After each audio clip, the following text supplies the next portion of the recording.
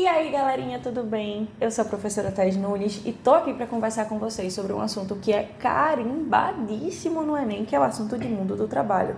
Se você perceber algumas aparições na internet que eu tive, para além daqui do canal do YouTube, do meu Instagram e tudo mais, eu sempre falei sobre o mundo do trabalho, certo? Por quê? É praticamente impossível de você não achar uma questão sobre o mundo do trabalho nas últimas provas do Enem. E isso daqui é uma abordagem muito massa, que a gente pode ter uma abordagem de ciências humanas envolvendo história, filosofia e sociologia.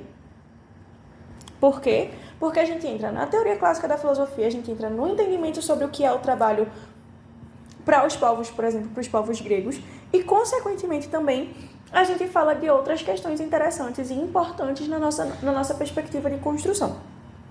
Só que antes da gente entrar nesse tema, eu quero que vocês fiquem bem atentos à nossa querida, amada, maravilhosa, lindíssima Base Nacional Comum Curricular, que é o documento que rege o seu ensino médio. E você que está fazendo o segundo ano no ano de 2023, que fez primeiro ano no ano de 2022 e que está fazendo o primeiro ano agora no ano de 2023, é o documento que vai basicamente reger a tua construção de ensino médio no sentido de conteúdos. E um detalhe importante também é que, se você bater todo o edital do Enem, você não vai achar nenhuma aba falando sobre conteúdo programático.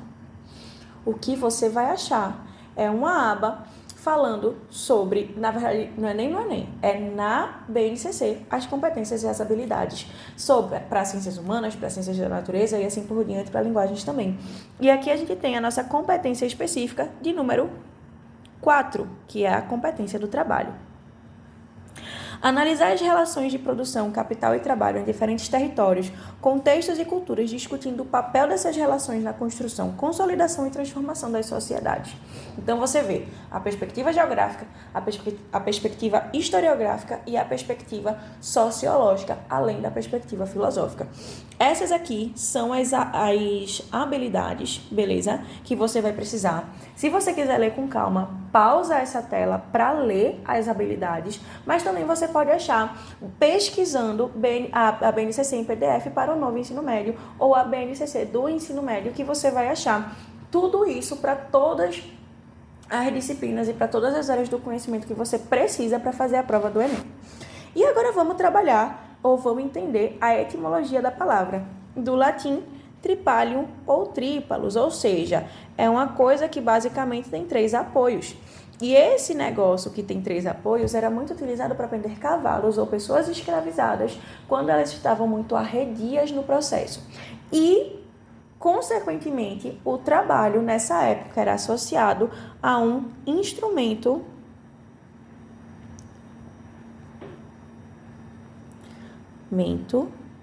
de tortura.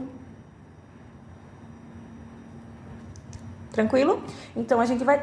Não é tranquilo, mas assim, esse tranquilo é no sentido de você entendeu. Então, assim, não era uma coisa muito bem vista, principalmente pelos clássicos da antiguidade, no caso, pelos gregos e pelos romanos, até porque eles tinham uma relação muito forte com o ócio. Principalmente, os gregos tinham uma relação muito forte com o ócio.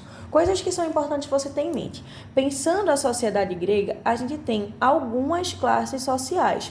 Mas outra coisa que você também vai associar, você que estuda essa parte da sociedade, é que apenas algumas classes sociais vão ter direitos políticos.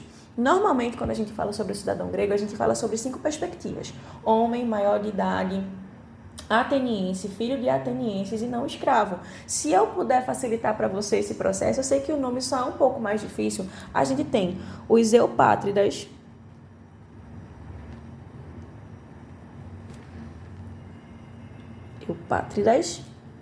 e os georgóis. Beleza? Que vão ser as pessoas que vão estar dentro dessa perspectiva que eu trouxe para vocês, mas a gente vai ter uma diferença entre elas, e essa principal diferença é o dinheiro, as posses, a grana. Por quê? Os eupátridas vão ser os reais donos das terras e vai ser a real elite do mundo grego, da sociedade grega. E qual vai ser a grande perspectiva? Se eles vão ser a elite, vão ter muito dinheiro, eles não vão precisar necessariamente trabalhar para fazer as coisas acontecerem, para se alimentarem, para sustentarem suas famílias e assim por diante. E qual vai ser a grande problemática nisso tudo? É que a gente vai ter uma relação deles muito mais forte com a filosofia e com a política, porque eles vão se utilizar desse tempo para fazer e exercer o que a gente chama de ócio criativo.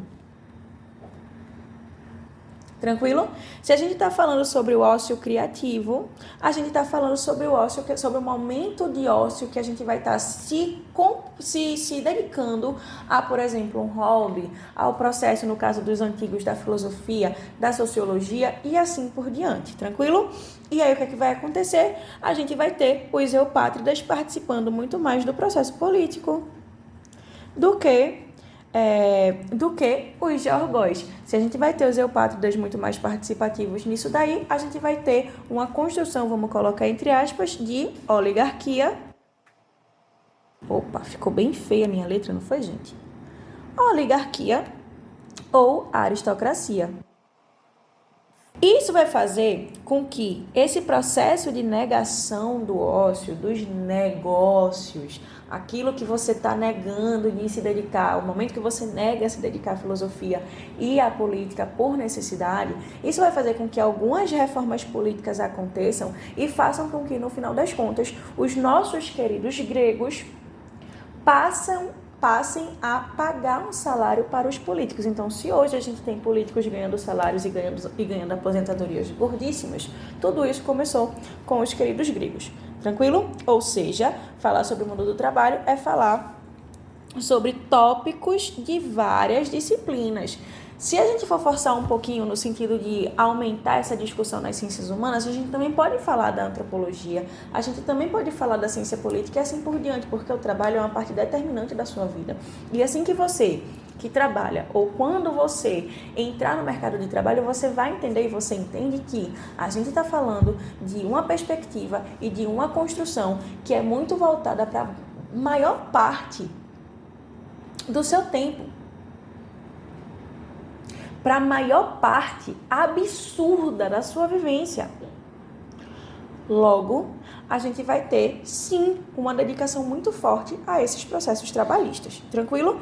E o que é que a nossa teoria clássica, querida da sociologia, vai falar? Primeiro, a gente vai ter Emile Durkheim falando do trabalho como um agente de coesão social. Beleza? Como assim um agente de coesão social? Para Durkheim, a sociedade, para funcionar direitinho, ela tem que ser coesa. Se você perceber, quando eu prendo os meus dedos assim, todos eles não vão se soltar.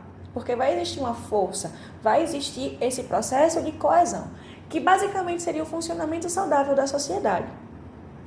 O trabalho vai ser basicamente essa força que vai fazer as pessoas não se desgarrarem. Na perspectiva da solidariedade orgânica de Durkheim, a gente vai ter, por exemplo, uma sociedade complexa como é a sociedade capitalista, fazendo com que diferentes profissões e diferentes pessoas se necessitem, mesmo sem a gente ter um contato umas com as outras. Quer um exemplo? Vamos para os exemplos. Eu, Thaís, sou professora. Em algum momento, eu vou precisar de um médico, porque eu não tenho todas as competências e todas as habilidades presentes em todas as profissões.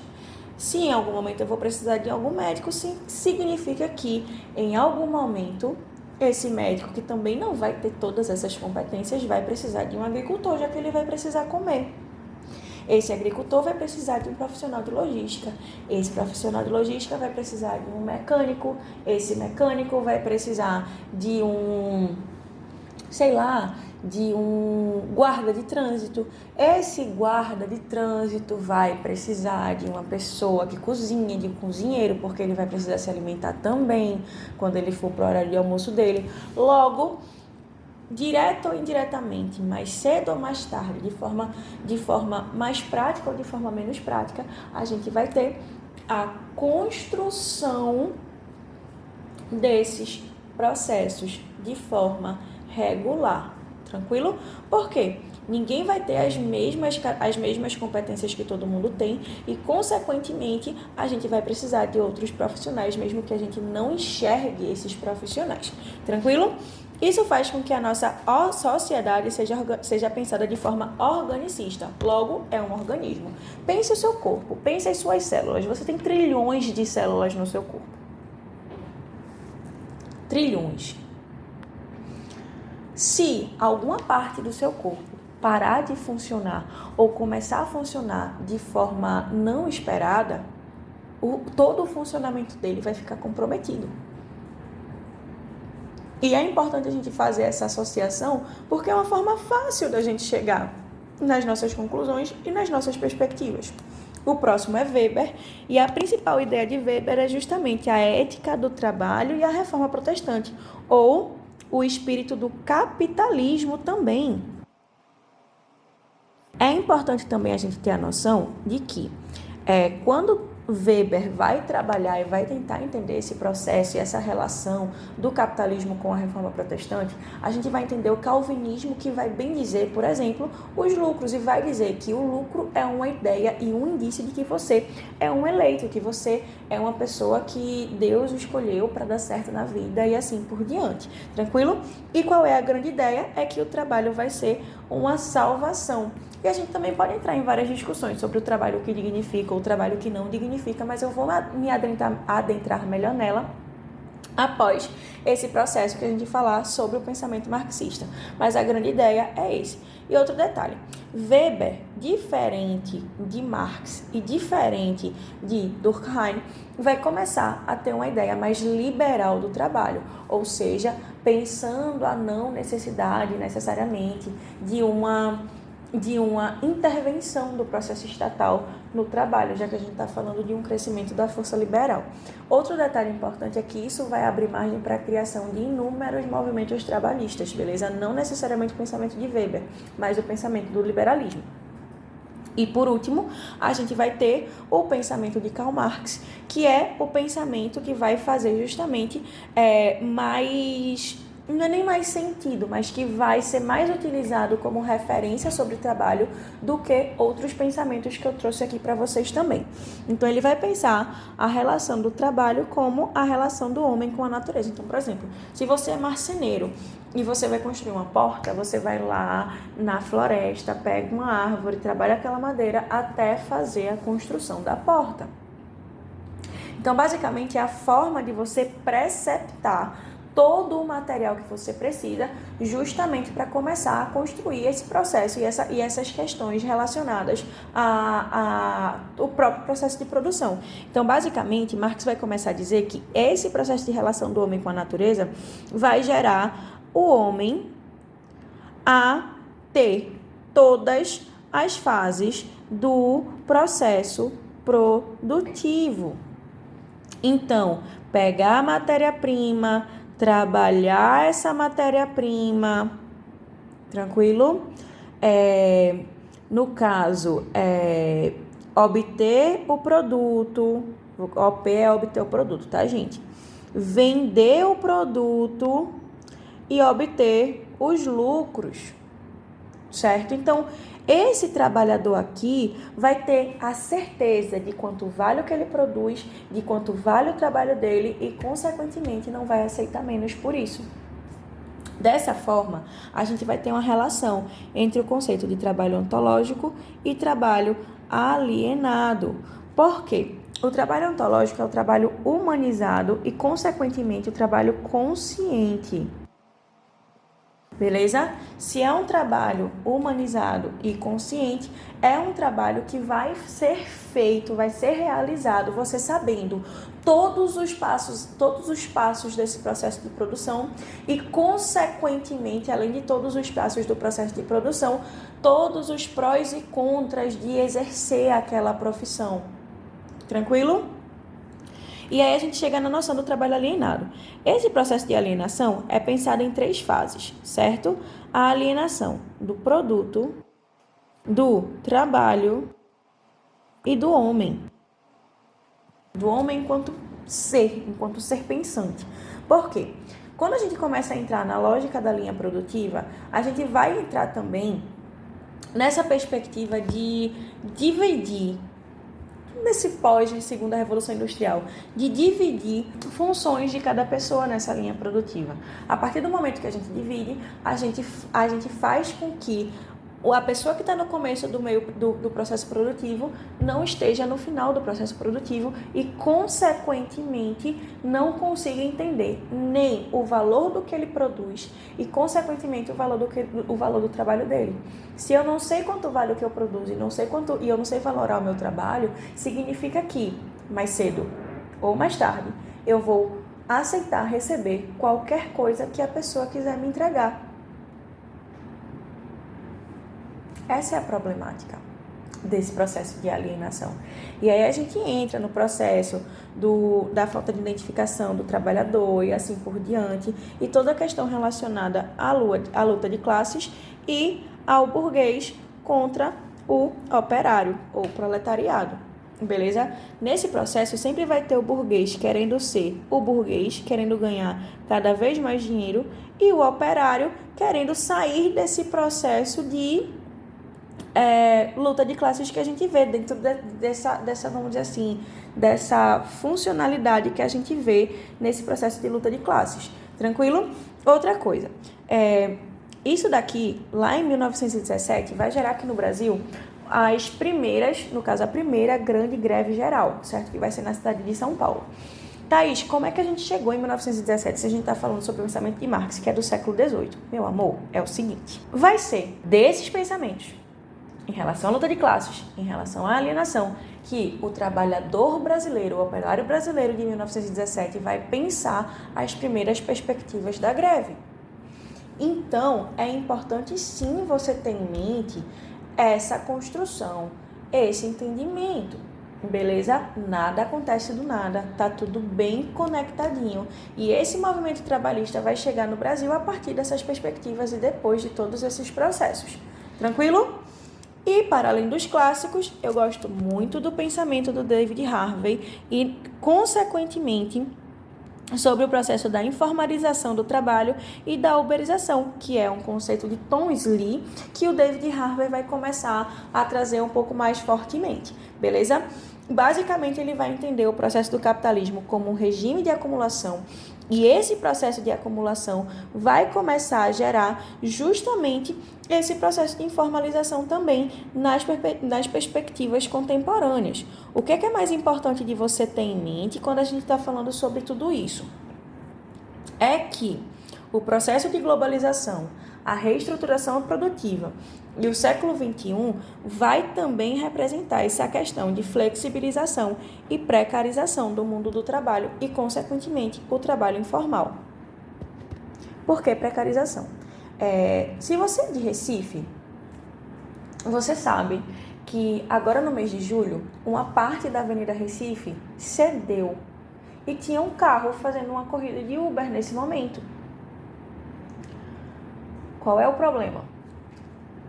O moço, que era motorista parceiro, ele não teve, no caso a Uber não teria nenhum tipo de obrigação para com esse motorista parceiro para repor, no caso, ajudar ele a repor, a consertar o carro, nem nada do tipo.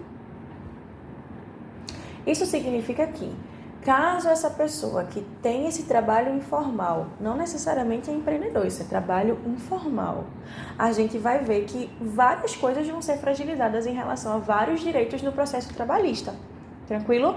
Então, você vê que a gente passou por vários momentos diferentes falando sobre esse processo de trabalho, sobre o mundo do trabalho e assim por diante, e, consequentemente, a gente viu que é um assunto muito grande e é muito provável que caia no Enem.